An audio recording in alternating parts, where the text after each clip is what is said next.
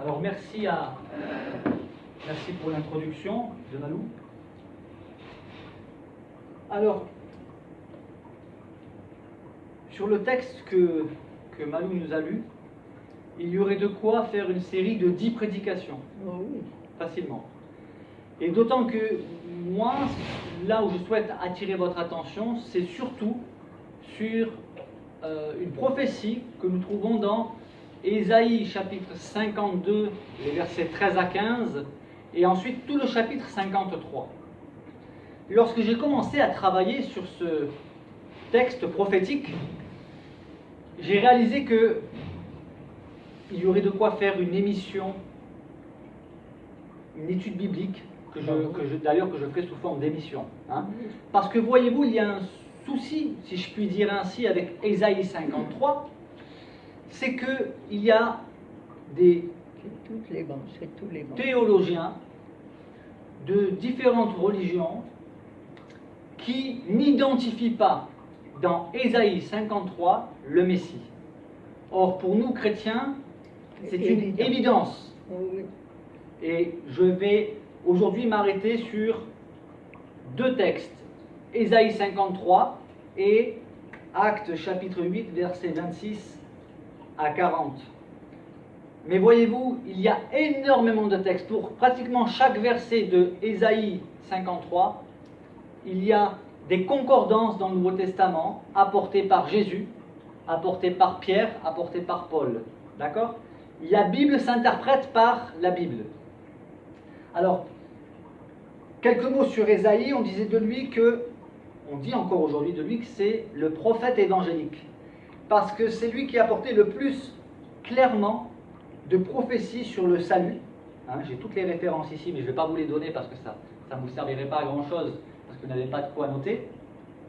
Mais encore une fois, je le dis, je développerai tout cela pour le démontrer de manière claire et précise dans une émission de radio, hein, qui est diffusée le dimanche matin. Donc, le prophète Ésaïe est celui qui a apporté le plus de prophéties sur le salut, sur le pardon des péchés, sur la purification des péchés, sur la paix intérieure qui débouche de ce salut, le salut accessible à tous les hommes, voilà. Et ce salut sera apporté par Emmanuel, ça veut dire Dieu parmi nous, Dieu avec nous. On l'a aussi surnommé le prince des prophètes, Ésaïe. Et il est intéressant de relever que Ésaïe, en langue originale, se prononce Yeshayahu. Yeshayahu, l'Éternel a sauvé. Et Jésus se prononce Yehoshua, l'Éternel est salut, sauveur, Dieu sauve. À présent, je vais vous lire Ésaïe du chapitre 52, les versets 13 à 15, et le chapitre 53, et le commenter au fur et à mesure, mais je ne vais pas pouvoir commenter chaque verset parce qu'on en aurait pour des heures et des heures. Mais juste quelques points pour que nous puissions ensemble comprendre que c'est bien de Jésus qu'il s'agit. Il faut aussi savoir que ce texte d'Ésaïe a été prophétisé 8 siècles avant la venue de Jésus-Christ. Et d'ailleurs, des documents, des écrits bibliques qui ont été authentifiés démontrent que ce ne sont pas des textes qui ont pu être écrits après la venue de Jésus-Christ. Alors, chapitre 52, à partir du verset 13. « Voici mon serviteur prospérera. » Et nous savons que Jésus a dit « Je suis venu non pour être servi, mais pour servir. » Voici mon serviteur prospérera. Prospérera. Jésus, le ministère de Jésus, c'est 3 ans de ministère. 3 ans de service. À temps plus que plein. Et aujourd'hui encore, on parle de Jésus-Christ. Trouvez un homme dans toute l'histoire de l'humanité qui, en 3 ans de service pour la cause qu'il annonçait, a pu marquer le monde comme Jésus-Christ. Voici mon serviteur prospérera. Il montera, il s'élèvera bien haut. La parole de Dieu nous dit que Jésus est assis à la droite du Père. Alors à la droite de Dieu, mais de Dieu le Père. Il n'y a aucun autre personnage qui peut prétendre à ce poste. Il s'élèvera bien haut. De même qu'il a été pour plusieurs un sujet d'effroi, alors pourquoi Jésus a-t-il été un sujet d'effroi? Le texte nous le dit. Tellement son visage était défiguré, tellement son aspect différait de celui des fils de l'homme, c'est-à-dire des autres humains. Pourquoi? À cause de ce qu'il a souffert. Eh bien, de même, il sera pour beaucoup de peuples un sujet de joie. De qui est-il question? Du serviteur dont Ésaïe parle. Et Jésus a été et est encore aujourd'hui un sujet de joie pour tous ceux qui naissent de nouveau, pour tous ceux qui font cette rencontre personnelle avec Jésus. Il ne s'agit pas ici d'une adhésion intellectuelle. On ne croit pas en Jésus uniquement de manière intellectuelle, mais il s'est passé quelque chose qui a bouleversé notre vie. Ainsi est le chrétien. Sa vie a été bouleversée. Chez certaines personnes, cela s'est fait instantanément. Chez d'autres personnes, cela s'est fait progressivement. Mais le fait est que Jésus-Christ est pour le chrétien quelqu'un de vivant, pas un personnage d'une croyance. De même, il sera pour beaucoup de peuples un sujet de joie. Devant lui, des rois fermeront la bouche, car ils verront ce qui ne leur avait point été raconté. Ils apprendront ce qu'ils n'avaient point entendu. Je ne vais pas pouvoir interpréter chaque verset, je le ferai lors d'une émission, sinon ça durerait trop longtemps. Voici un verset maintenant, le premier verset de Ésaïe 53. Qui a cru à ce qui nous était annoncé? D'autres traductions disent qui a cru à notre prédication? La question aujourd'hui se pose encore. Qui a cru? Et qui croit en l'évangile de Jésus-Christ? Il y a beaucoup de contestations autour de Jésus-Christ. Jésus-Christ, 3 ans de service parmi nous. Il est venu humblement. Il n'a pas vécu dans la luxure. Et nous verrons par la suite qu'il n'avait rien de spécial physiquement. Et pourtant, il est le personnage le plus contesté de toute l'histoire de l'humanité. On remet de son vivant, on s'est opposé à lui, jusqu'à ce qu'il meure. Et après sa mort encore, on a persécuté ceux qui croyaient en lui. Et aujourd'hui, on essaie, je dis bien on essaie parce qu'il n'y arrive pas, de dénigrer Jésus-Christ.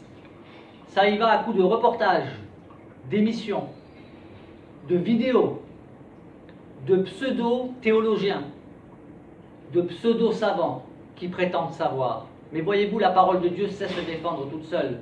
Pour quiconque plonge ses regards dans la parole de Dieu et la médite avec un cœur sincère, honnête et bon, avec objectivité, il ne peut être que touché par le message de l'Évangile. Qui a cru? Telle est la question. Qui a cru à ce qui nous était annoncé? Qui a reconnu le bras de l'Éternel? Mais c'est quoi le bras de l'Éternel? Est-ce que Dieu a un bras? Il faut comprendre le sens. Saint Jérôme disait, ne vous attardez pas sur le sens des mots, mais attardez-vous sur le sens de la phrase. Vous avez certaines personnes qui comprennent les mots, mais qui ne comprennent pas le sens d'une phrase. Le bras de l'Éternel, c'est la force de l'Éternel. Le bras de l'Éternel, c'est Jésus. Et tout le texte le démontre. Mais la question, c'est qui a reconnu le bras de l'Éternel? Il ne faut pas oublier que lorsque Jésus a été sur la croix, plusieurs se sont moqués de lui. Ils lui ont craché dessus. Descends de la croix si tu es le Fils de Dieu, et nous croirons en toi. Ils n'ont pas cru. Ils n'ont pas reconnu le bras de l'Éternel. Le bras de l'Éternel, le verset 2 dans Ésaïe 53 nous dit « Il s'est élevé devant lui comme une faible plante, comme un rejeton, le terme original c'est une racine, comme une racine qui sort d'une terre desséchée. » Ici c'est la description de qui est Jésus. et qui il a été lors de sa venue parmi nous. Il n'avait ni beauté ni éclat pour attirer nos regards, et son aspect n'avait rien pour nous plaire. Méprisé et abandonné des hommes. Jésus a été méprisé. Jésus a été abandonné même par ses disciples. Et aujourd'hui encore, Jésus dérange, Jésus a méprisé. Homme de douleur, Jésus a souffert et habitué à la souffrance. Il y a des personnes qui ne comprennent pas. Comment Jésus peut-il être Dieu et souffrir? Dieu ne peut pas souffrir. Ils appellent ça un raisonnement logique. Ils n'ont pas compris l'incarnation. Jésus, le Fils de Dieu, la parole de Dieu faite chair, est venu parmi nous. Il a revêtu un corps comme le nôtre par sa naissance. Et il a connu nos souffrances. Méprisé et abandonné des hommes, homme de douleur et habitué à la souffrance. Semblable à celui dont on détourne le visage, nous l'avons dédaigné, nous n'avons fait de lui aucun cas. On a détourné de lui les regards. Et aujourd'hui encore, vous avez des personnes qui détournent le regard de Jésus. Ils ne veulent pas entendre parler de Jésus. Et ils ne font de lui aucun cas. Verset 4. Cependant, ce sont nos souffrances qu'il a portées. C'est de nos douleurs qu'il s'est chargé. Et nous l'avons considéré comme puni, frappé de Dieu et humilié. Et aujourd'hui encore, vous avez des personnes qui ne comprennent pas l'Évangile. Parce que l'Évangile les choque. Et ils vous rétorqueront, mais Dieu n'avait-il pas une autre solution? C'est illogique, votre solution. C'est injuste que Jésus soit venu sur terre mourir pour nos péchés. Bien sûr que c'est injuste. Si Dieu avait dû manifester sa justice, nous n'aurions pas eu de sauveur, il n'aurait pas envoyé de sauveur, et il n'y aurait eu aucun moyen de salut. Car l'apôtre Pierre dit dans le livre des Actes, chapitre 4, verset 12, « Il n'y a de salut en aucun autre, car il n'y a sous le ciel aucun autre nom qui ait été donné parmi les hommes par lequel nous puissions être sauvés. » Oui, nous l'avons considéré comme puni, frappé de Dieu et humilié. Et ceux qui étaient présents, les ennemis de Jésus qui étaient présents à la crucifixion, se moquaient de lui. Que Dieu lui vienne en aide s'il est le Fils de Dieu. Parce qu'il a dit, je suis le Fils de Dieu. Mais, nous dit le verset 5, il était blessé pour... Il était blessé pourquoi? Pour nos péchés, brisé pour nos iniquités. L'iniquité, c'est nos injustices. Le châtiment qui nous donne la paix est tombé sur lui.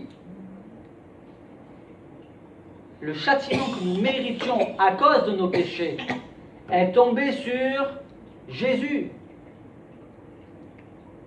Il a été une victime volontaire, victime expiatoire pour nos péchés. Ce n'est pas juste, c'est la grâce. La grâce est une faveur que nous ne méritons pas. Nous n'avons aucun mérite. Dieu nous offre le salut gratuitement. Le châtiment qui nous donne la paix est tombé sur lui, et c'est par ses meurtrissures que nous sommes guéris. Guéris de nos péchés pour le salut éternel. Mais il y a aussi des guérisons physiques, des guérisons de l'âme. Mais la plus belle des guérisons, le plus beau des miracles, c'est le salut d'une âme pour l'éternité. Parce que vous avez des personnes qui sont guéries physiquement et qui pourtant s'éloignent du Seigneur. Cependant, il a été blessé pour nos péchés. C'est par ses meurtrissures que nous sommes guéris. Nous étions tous errants comme des brebis. Chacun suivait sa propre voie. Là, il décrit la situation dans laquelle était l'humanité. Et aujourd'hui encore, vous avez des personnes qui disent « Moi, je veux vivre comme je l'entends. Je veux suivre ma propre voie. » Et nous avons le droit, parce que Dieu nous a donné le libre arbitre. Nous pouvons vivre comme bon nous semble. mais nous avons besoin d'un berger. Et nous découvrons ce besoin du berger lorsque nous nous trouvons dans une situation difficile où nous sommes menacés par le loup, si je peux prendre l'image allégorique. Lorsque nous sommes menacés par des ennemis plus forts que nous, parce qu'un loup est plus fort qu'une brebis, alors là nous réalisons que nous avons besoin d'un berger pour nous protéger. Tant que la brebis n'est pas confrontée au danger du loup, ou du lion, ou de quelque autre prédateur que ce soit, et ici nous pouvons y voir une image de tous les problèmes, de difficultés, tant que nous n'y sommes pas confrontés, nous pouvons nous passer du bon berger. Mais voici que nous sommes assaillis par un prédateur, et derrière ce prédateur nous pouvons mettre toutes sortes de situations, et alors nous réalisons que nous avons besoin de quelqu'un de plus fort que nous, de quelqu'un qui soit même plus fort que le prédateur, plus fort que nos problèmes, plus fort que nos ennemis, plus fort que ceux qui en veulent à notre vie. Et là nous sommes prêts à accepter l'aide du bon berger. Oui, chacun suivait sa propre voie. Et l'Éternel a fait retomber sur lui, sur le serviteur dont il est question depuis le début, Jésus. Il a fait retomber sur lui l'iniquité de nous tous. Il a été maltraité et opprimé. Et il n'a point ouvert la bouche. Et il est vrai que lorsque nous lisons les évangiles, notamment les récits de son jugement, Jésus n'a pas ouvert la bouche, il ne s'est pas défendu. Il a sorti l'une ou l'autre phrase pour interpeller, comme lorsqu'il a dit à Pilate, quiconque est de la vérité, écoute ma voix. Et il lui a été dit, mais qu'est-ce que la vérité? Jésus a gardé le silence. Jésus était semblable à un agneau qu'on mène à la boucherie, à une brebis muette devant ceux qui l'attendent. Il n'a point ouvert la bouche. Il a été enlevé par l'angoisse et le châtiment. Et là encore, j'ai entendu dans une vidéo quelqu'un qui disait, mais votre Dieu, votre Jésus ne peut pas être Dieu. Il a connu l'angoisse. Dieu ne peut pas être angoissé. Oui, mais Dieu, la parole de Dieu incarnée, et qui a voulu porter sur elle les péchés, cette parole incarnée, elle a connu l'angoisse pour nous. Par amour pour nous. Il a été enlevé par l'angoisse et le châtiment.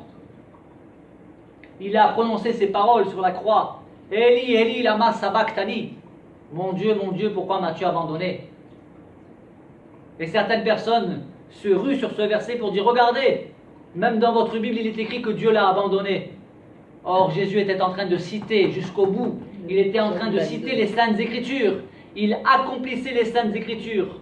Psaume 22. Mais parmi ceux de sa génération, qui a cru qu'il était retranché de la terre des vivants et frappé pour les péchés de mon peuple? Parmi ceux de sa génération, qui a cru? Oui. Mais parmi ceux des générations qui ont suivi, qui a cru? Et parmi notre génération, qui a cru? Qui croit? Qui veut croire?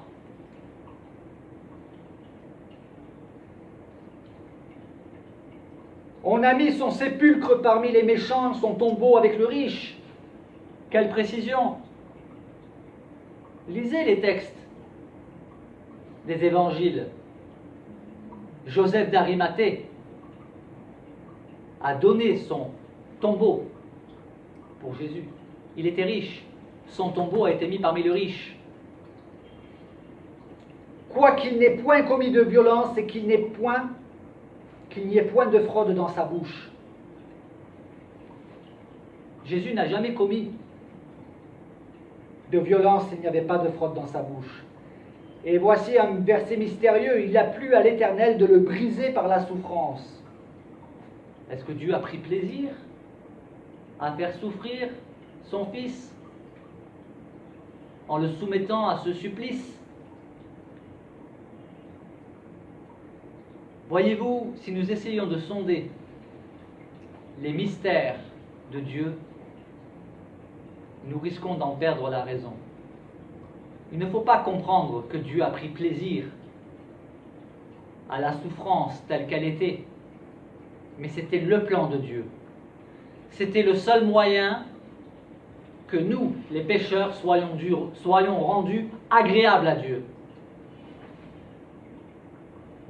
Jésus est celui qui nous rend propice à Dieu. Il est victime expiatoire, il est aussi notre propitiatoire qui rend propice.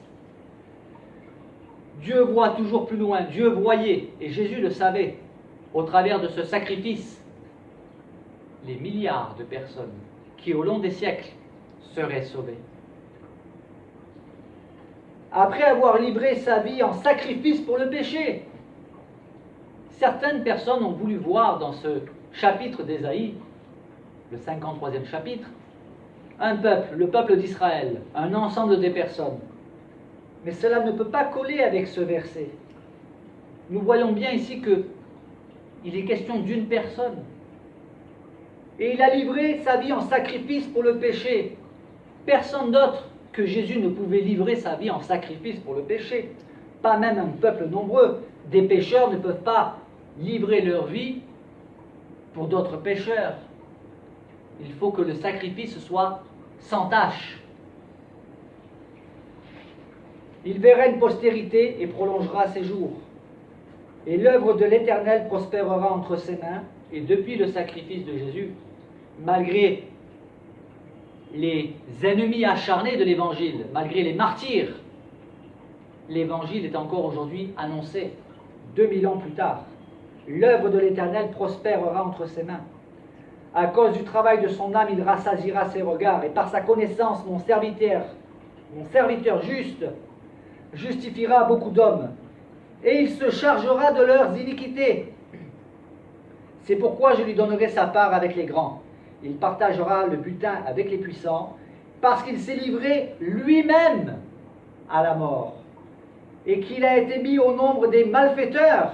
Quelle précision! Jésus a été crucifié entre deux brigands, parce qu'il a porté les péchés de beaucoup d'hommes, et qu'il a intercédé pour les coupables. Qu'est-ce que Jésus a dit sur la croix? Intercéder, ça veut dire prier pour. Il a dit, Père, pardonne-leur car ils ne savent pas ce qu'ils font. Ils étaient en train de se moquer de lui. Ils lui ont craché dessus, ils l'ont maltraité. Et il a intercédé pas pour des innocents, pour des coupables. Là où n'importe quel d'entre nous aurait eu envie de hurler à l'injustice, lui, il a intercédé pour les coupables. Alors, Ésaïe 53, plusieurs pourraient dire, oui, ça ne parle pas vraiment de Jésus, etc. Mais voyez-vous, nous, en tant que chrétiens, nous interprétons la Bible par la Bible. Et là, nous découvrons qu'il y a une cohérence. Je ne pourrais pas le démontrer avec toutes les autres références bibliques. Je l'ai dit en début de message, je ferai une émission où vraiment je le démontrerai point par point. Mais là, aujourd'hui, je vais m'arrêter je vais revenir sur le texte que Malou nous a lu tout à l'heure et a commenté. Et nous allons voir qu'un homme rempli du Saint-Esprit, Philippe, va confirmer que Ésaïe 53 parle bien de Jésus. Un ange du Seigneur s'adressant à Philippe lui dit « Lève-toi et va du côté du Midi sur le chemin qui descend de Jérusalem à Gaza, celui qui est désert. » Et effectivement, Philippe était en train de vivre des moments extraordinaires. Il y avait des âmes qui se convertissaient en masse à Jésus-Christ. Il y avait des miracles extraordinaires et voici qu'un ange du Seigneur vient l'appeler pour lui dire « Va sur un chemin désert. » Mais voyez-vous, Philippe est un serviteur de Dieu. Il obéit à Dieu. Il se leva et partit, et voici un Éthiopien, un eunuque, ministre de Candace, reine d'Éthiopie, et surintendant de tous ses trésors, venu à Jérusalem pour adorer, s'en retournait, assis sur son char, et lisait le prophète Ésaïe. Là, nous avons une personnalité. C'est pas n'importe qui. C'est une personnalité surintendante de la reine d'Éthiopie. C'est quelqu'un. Alors, rien que sur ce personnage, il y aurait beaucoup à dire, mais je veux rester concentré sur Ésaïe 53, l'identification de Jésus dans Ésaïe 53. Nous apprenons que cet Éthiopien, ce ministre, était en train de lire le prophète Ésaïe. Alors, il était venu, il faut savoir qu'il avait fait ce long chemin pour venir adorer le Dieu de la Bible, le Dieu des Juifs. Et sur le chemin du retour, qu'est-ce qu'il fait? Il lit les Saintes Écritures et il lit le prophète Ésaïe. Et voyez-vous, ce qu'il y a d'intéressant à relever, c'est que il lisait mais il ne comprenait pas. Mais Dieu qui voit les cœurs et Dieu qui voit l'avenir, qui a connaissance de l'avenir, avait un plan pour ce ministre. Parce que chaque personne, chaque individu a une valeur inestimable pour Dieu. Et Dieu, pour cet Éthiopien, va ordonner à Philippe de quitter toute cette ambiance, j'allais dire, de réveil authentique pour aller prêcher l'évangile à un homme, cet Éthiopien. Donc il s'en retourne sur son char et il est en train de lire le prophète Ésaïe. L'Esprit dit à Philippe, alors avant c'était un ange du Seigneur, maintenant c'est le Saint-Esprit qui parle à Philippe clairement. Il lui dit, avance et approche-toi de ce char. Philippe accourut et entendit l'Éthiopien qui lisait le prophète Ésaïe. Et Philippe lui pose une question toute simple. Comprends-tu ce que tu lis? Le ministre éthiopien répondit, et là nous découvrons l'humilité de ce haut dignitaire. Il répond, comment pourrais-je comprendre si quelqu'un ne me guide? Et il invita Philippe à monter et à s'asseoir avec lui. Alors qu'il aurait très bien pu dire, mais vous êtes qui, vous? Je suis quand même pas n'importe qui. Vous croyez que je suis stupide? Vous croyez que je ne suis pas capable de lire et de comprendre les Saintes Écritures? Mais non, il est honnête, notre Éthiopien. Il reconnaît qu'il ne comprend pas. Il accepte d'affirmer, de reconnaître ses limites.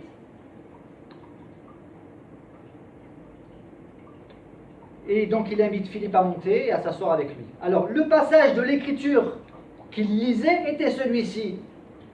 Il a été mené comme une brebis à la boucherie et comme un agneau muet devant celui qui le tond.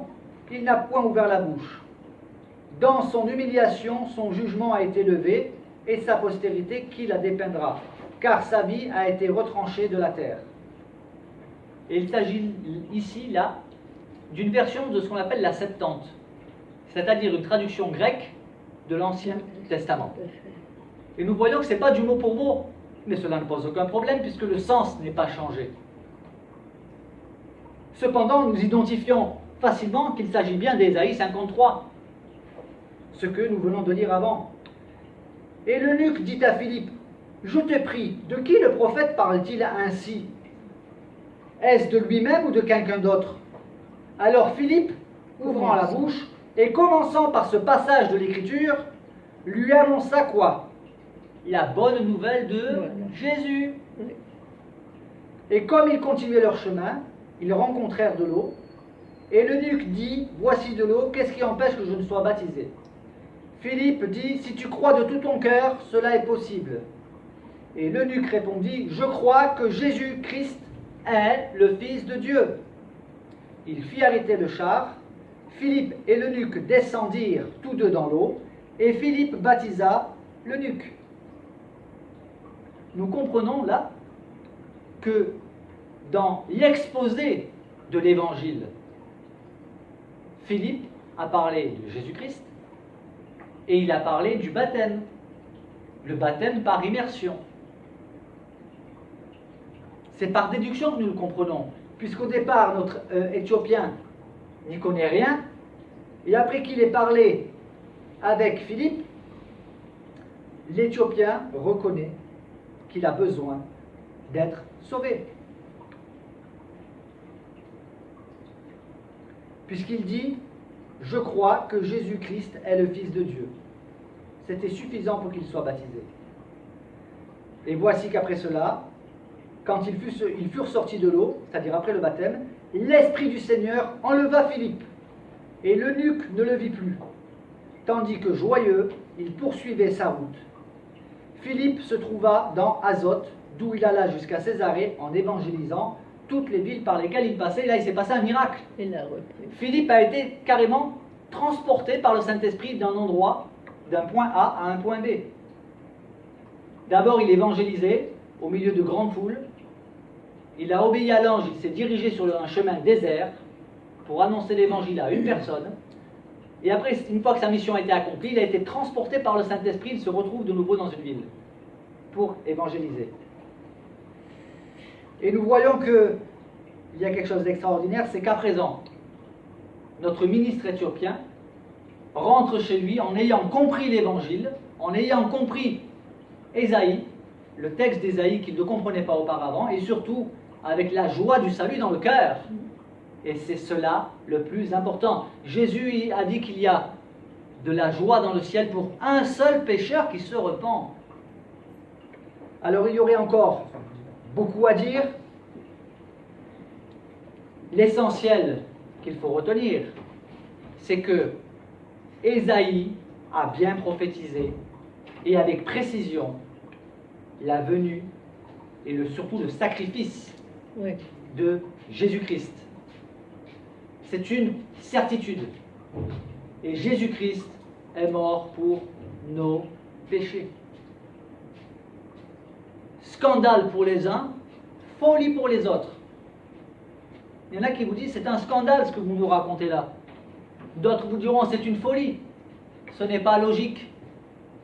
Et voyez-vous, il y a des personnes, elles confondent logique et facilité de compréhension. Je donne un exemple. Parce qu'elles ne comprennent pas quelque chose tout de suite, pour elles c'est illogique. Bon. Mais voyez-vous, il existe ce qu'on appelle des casse-têtes. On appelle ça aussi des casse-têtes chinois. Et vous pouvez quelquefois passer des heures, voire même des jours, à résoudre ce casse-tête. Et pour le résoudre, il faut être logique. Imaginez maintenant qu'on vous soumette un casse-tête, une énigme logique, et que vous n'arrivez pas à la résoudre. Vous n'avez même pas pris le temps de réfléchir 5 minutes, et vous concluez, c'est illogique, ce n'est pas faisable. Ça n'a pas de sens. Il ne faut pas confondre logique et compréhension. Ce n'est pas parce que nous ne comprenons pas quelque chose que nous pouvons en déduire que cette chose n'est pas logique. Je vais vous montrer quelque chose.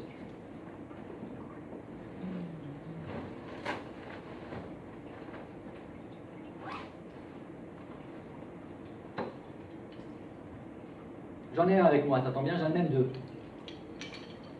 Voilà. Je vais le faire vite fait. Voilà. Vous voyez? Et la croix. C'est une croix. Hein? C'est simple. Maintenant,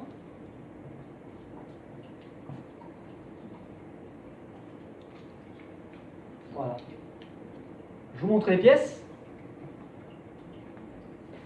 Voilà. Il y a 3 pièces. Et pour reconstituer cette croix, il faut être logique. Et j'ai réussi. On était au musée du jouet récemment, avec mes filleuls. J'ai vu ça, j'ai testé, j'ai mis à peu près, on va dire une dizaine de minutes pour trouver. Puis quand j'ai trouvé, j'ai dit tiens, je vais acheter 3 €, ça coûte pas cher. Et puis je me suis dit, c'est intéressant pour démontrer que c'est logique. Qui serait capable de refaire cette croix? Alors j'ai demandé à plusieurs personnes et qui sont pourtant logiques. Hein. Ils ont essayé, voilà. Pourtant c'est logique. Mais on ne trouve pas forcément. Alors ça dépend du niveau de logique que nous avons. Quelquefois il faut raisonner en 3 dimensions. Mais c'est très facile une fois qu'on connaît la chose. C'est logique. Et pourtant je peux vous dire que des personnes qui sont logiques et qui me disent oui, la Trinité c'est pas logique, je leur donne simplement ces 3 pièces et de leur dire allez reconstituez-moi cette croix. Combien vont y arriver? Donc le fait que nous ne comprenions pas quelque chose ne signifie pas que c'est illogique. Ouais, je ne saurais certainement pas le faire. Non plus. J'ai proposé à plusieurs personnes, J'ai vu de loin peut-être. et j'en ai même un deuxième ici. Oui, on voit que c'est une croix, mais comment le refaire? J'en ai même un deuxième. Voilà. Je vais vous montrer. Voilà. Là, il y a plusieurs lots. Des boules. Voilà, des boules. D'accord, il y en a 4, et 3, 7 et 3, 10, 14, 17, 20. D'accord, il y en a 20. Et pourtant, il faut simplement reconstituer ceci. Voilà, oui. Oui. Ça fait. Ah ben, je peux vous dire qu'il y en a plusieurs qui se sont cassés les dents dessus. Hein. Oui. Bon, j'ai trouvé en à peu près 5-10 minutes. Oui. Parce que j'aime les énigmes, hein, j'aime réfléchir. J'ai jamais eu l'esprit logique. Moi non plus. Mais voyez-vous, le souci qu'il y a, c'est que, et encore dans le petit carnet, il vous explique qu'il faut raisonner en 3 dimensions. J'avais simplement vu l'image et j'ai compris qu'il fallait raisonner en 3 dimensions. Oui. Et même si vous savez que c'est en 3 dimensions, pour réussir à trouver la méthode logique pour reconstituer cette pyramide, parce que c'est une pyramide, voilà. Et j'ai fait l'expérience avec plusieurs personnes, je leur ai dit, allez, voilà, il suffit de faire ça, ben, elles n'ont pas trouvé. Alors il y en a d'autres qui trouveront, etc. Et il faut savoir que ça, c'est encore des tout simples. Il y a des casse-têtes bien plus compliqués, pour lesquels on pourrait passer des jours et ne pas trouver la solution même. Je peux très bien me trouver devant, il y a des casse-têtes, je sais que c'est logique. Et pourtant, j'y arriverai pas. Comme le Rubik's Cube. Voilà, comme le Rubik's Cube par exemple. Mais qu'est-ce Vous en que avez vous voulez qui- dire par là? Comment? Qu'est-ce que vous voulez dire par là? Ben, tout simplement que ce n'est pas parce que nous ne comprenons pas quelque chose que nous pouvons en déduire que c'est illogique. L'argument de dire ce que vous dites n'est pas logique ne tient pas vraiment la route.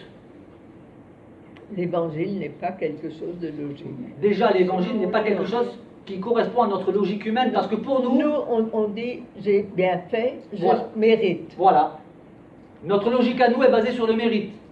Voilà. La logique, entre guillemets, de Dieu est basée sur la grâce. Voilà. Et ça, nous ne voulons pas Et la l'accepter. Pour grâce, nous, c'est c'est illogique. illogique. On préfère venir avec nos bonnes Voilà. œuvres, nos bonnes actions, avec notre religion. Mais la religion ne sauve pas. Dieu nous offre un cadeau, on dit j'en veux pas. Voilà. Tu as envoyé ton fils mourir sur la croix pour mes péchés, je n'en veux pas. Ça me scandalise. Oui. Moi, je veux venir C'est avec pas mes... logique. Je veux faire des bonnes œuvres. Je veux mériter mon salut. Mais la Bible dit que nous ne pouvons pas mériter notre salut. Personne. Et après, effectivement, lorsque nous acceptons Jésus, nous allons pratiquer des bonnes actions, des bonnes œuvres. Oui. Mais pas pour être sauvés, mais parce que nous sommes sauvés. Et nous sommes sauvés sur la base du sacrifice expiatoire de Jésus qu'il a Voilà. accompli pour nous. Amen. Amen. Et puis à la Amen. prochaine réunion. Amen. Eh bien, nous voulons